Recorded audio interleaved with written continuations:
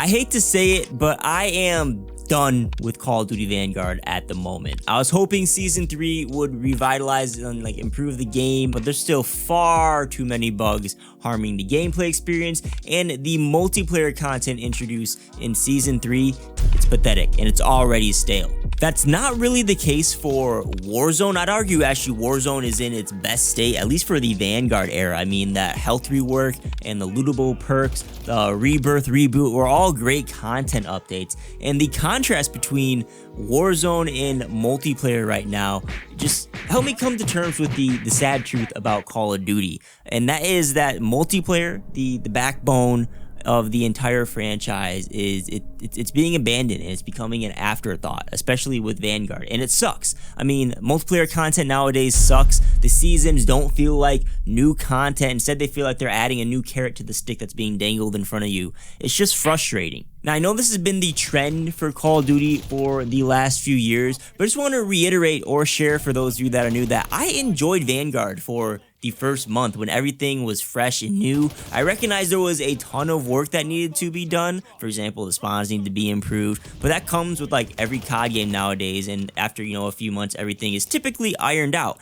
That's just not the case with Vanguard. A lot of things are still broken. There's a ton of untapped potential in the game. Like, I, for one, loved the idea of the 10 attachment system. I imagine that the attachments in this game would be more balanced to create interesting variations of weapons that you could create with it, but that happened to not be the case. 9 times out of 10, you end up using these same attachments on just about every weapon, just like we did in Modern Warfare and Black Ops Cold War, because if you use anything different, you're putting yourself at a disadvantage. It's even a more severe disadvantage in Vanguard because high cal ammo is so darn powerful with every class setup.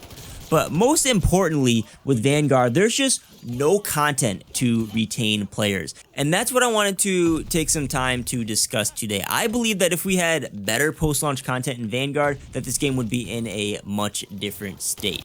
Which brings us to my little spreadsheet that I've made doing some research for this video, because I really wanted to try and figure out why I just didn't care to play Vanguard at all right now. So you can pause and look at this entire spreadsheet if you'd like. It's a breakdown of post-launch content for a select few Call of Duty games, but I want to focus on Vanguard Season 3, Black Ops 4 Season 3, and then DLC 2 for Black Ops 2, and each of these little content drops have happened around April of their respective years. Now, starting with Black Ops 2's post-launch content, if you guys didn't play, older Call of Duty games, we used to get map packs back in the day. It was the old DLC format up until about, I think, Black Ops 4 is when everything really changed. You'd get 4 different multiplayer maps every 2 or 3 months, plus usually one zombies map, and it cost you about $15.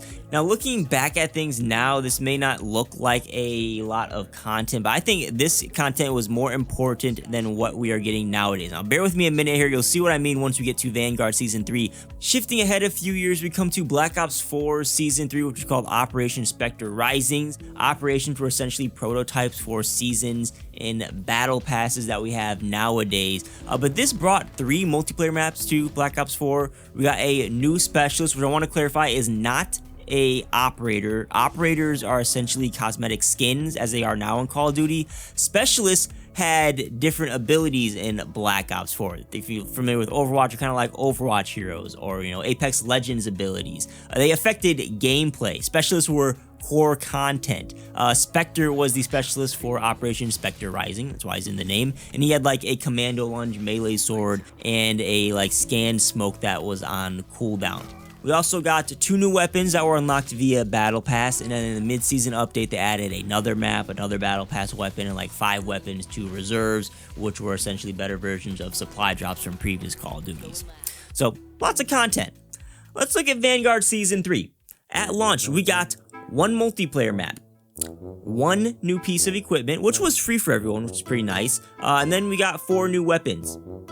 That's all. Again, operators are literally just skins, so I don't think they count as content. I think cosmetic skins are more like supplements, especially when they're only available to be bought, like most of these skins in, current day Call of Duty. Skins can bring people into a game, but if the game isn't worth playing, if the game doesn't have core content, the skins are essentially pointless. Now, according to the roadmap, they plan to add one more multiplayer map and one more weapons in the mid-season update, but the content we got in Season 3 is literally the bare minimum. Now, getting less content than we had previously, I don't believe that's what's turning me off Vanguard. I think the major issue is the amount of day one content that players get access to. I mean, think about it.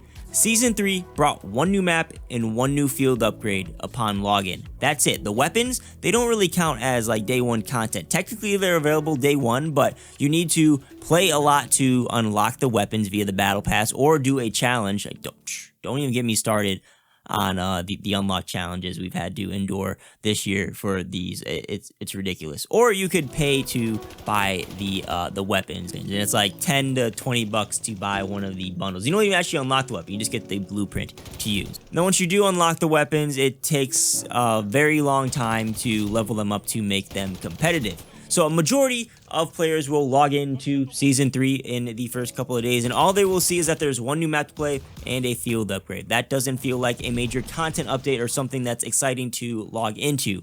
Let's take another look at the older Call of Duty. There's a reason I have fond memories of these. It's not just nostalgia. You know, in Black Ops 2, that Uprising map pack refreshed the game with 4 maps for players to learn and play. They pushed new maps in the game, pushed life into the game, and brought players and retained players back, you know, for a few weeks at a time. And I always remember it being exciting for them.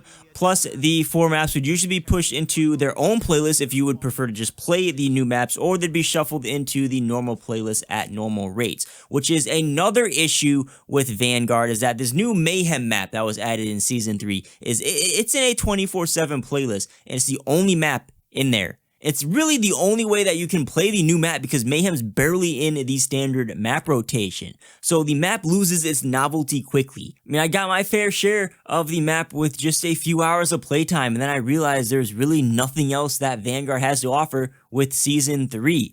Why not implement a post-launch map playlist into Vanguard? You can have, I mean, there's only 5 maps that have been added to the game so far, 5 new maps, which is like the perfect amount for a playlist. I myself haven't played those maps much. I mean, like 75% of my matches are on Das House and Shipment. Just give us a post-launch content playlist. I don't know why, but that reminds me, you know, this issue isn't exclusive to Vanguard either. We had Shipment 24/7, well, not all the time, but halfway through Modern Warfare 2019, we started getting that weekly. Nuketown 24/7 playlist, pretty much always available. It's always Das House and Shipment. I don't like having like 1 or 2 maps in a playlist because the maps will age so much faster in these exclusive playlists, and I really don't like having those small maps like Shipment and Nuketown in a dedicated playlist, especially so early on into the game. It just warps the entire multiplayer experience. I really think they're doing more harm than they are doing good.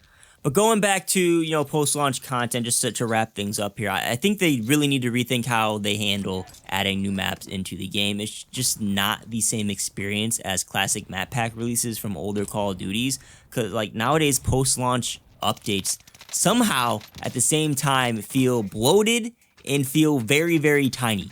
I don't know how they do it. Like day one, you get 1 or 2 items to play with, and then you have to grind the rest of them. And the grind is mostly for weapons, and you're unlocking the same attachments, you know, just different weapons with slightly different stats. Maybe that's why it feels tiny to me and very insignificant at the starts of seasons. I mean, maybe we don't need 3 to 5 power creep weapons every season. Maybe just add 1 weapon per season. Maybe turn those weapons and that dev resources into maps or perks that everyone can get access to immediately to make these content updates feel more extravagant and bigger. Maybe turn some of those bundles they keep shoving into the store into some maps and some actual content instead of just stuff to make money with. I mean, I don't know. That's just my opinion. I want to believe Activision somewhat agrees with me because they have come out and said that Vanguard has been underperforming. You can see that Vanguard items in the store have become more creative. Now, that could be because they're not selling and they want to sell more, or they're trying to sell more bundles to make up for the lost profits with Vanguard. I mean, who knows? But we can see they are making some changes in the store and in multiplayer some. But it's all but said that the devs, that being Sledgehammer, have abandoned their work on Vanguard multiplayer. I mean, their actions go to show that, and I have no interest in forcing myself to play Vanguard any more than I need to. On a positive note though, Operation Monarch starts next week. I'm not expecting there to be much for multiplayer for all the reasons we just discussed, but I am excited for Warzone. Even if the event ends up not being that great because they're not tapping into the full potential of Godzilla vs. Kong, like they're not tapping into the full potential of, just the game in general. I mean, at least Warzone's in a pretty good spot, and I'm excited to play it with some friends because they're excited to see how Godzilla and Kong is going to be handled. I feel like I have so much more to say and clarify, but I think that's a good note to leave off on. I'm curious to hear how everyone feels about Call of Duty at the moment. So please get to typing in the comments if you haven't already. Hit that like button, consider subscribing to the channel. You can also check some of the links down below the bottom description if you'd like to help support the channel directly. But yeah, I'll see y'all next week for Operation Monarch.